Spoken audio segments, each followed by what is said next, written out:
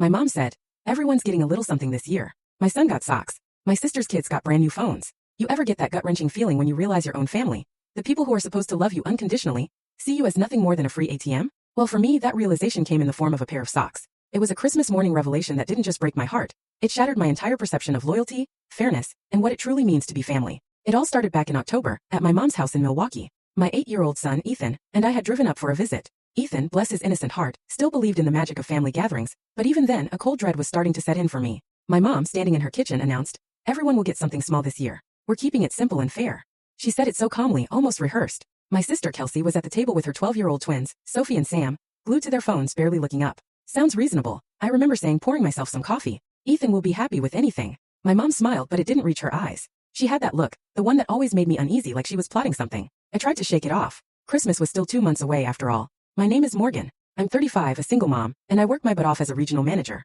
It's demanding, but it pays the bills and lets me provide for Ethan. His dad left 6 years ago, so it's always just been us. I've always prided myself on being independent. I don't ask my family for financial help. Never have. But I still show up for holidays, trying to keep those connections alive, even when they feel more like obligations. Suddenly, Kelsey looked up. "Mom, the kids really want the new phones for Christmas. You know, the ones with the good cameras."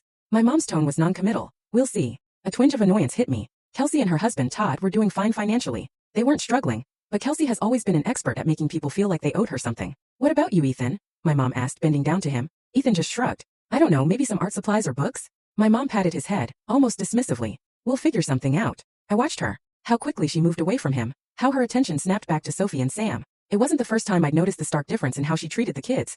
But I always told myself I was being oversensitive. That evening driving home, Ethan was quiet. "You okay, buddy?" I asked, catching his eye in the rearview mirror. "Yeah," he said, his voice tiny. "Mom, does Grandma like Sophie and Sam more than me?" My hands tightened on the steering wheel. Sophie and Sam were Kelsey's twins, and they were spoiled in ways that made my teeth ache. My mom always doted on them, made excuses for them, found reasons to give them more. "Of course not." I lied, my voice gentle. "Grandma loves you very much." But even as I said it, I knew it wasn't true. My mom had always favored Kelsey. I was the responsible one, the one who didn't need attention, the one who could figure things out. And that pattern had extended to our children. I had spent years telling myself it didn't matter. We had built a good life, Ethan and I. We didn't need anyone else's validation. But seeing the uncertainty on my son's face in that mirror, something inside me just cracked a little. 2 weeks later, my mom called. It was about health insurance. She and my dad had been on my family plan for 3 years, ever since their premium skyrocketed.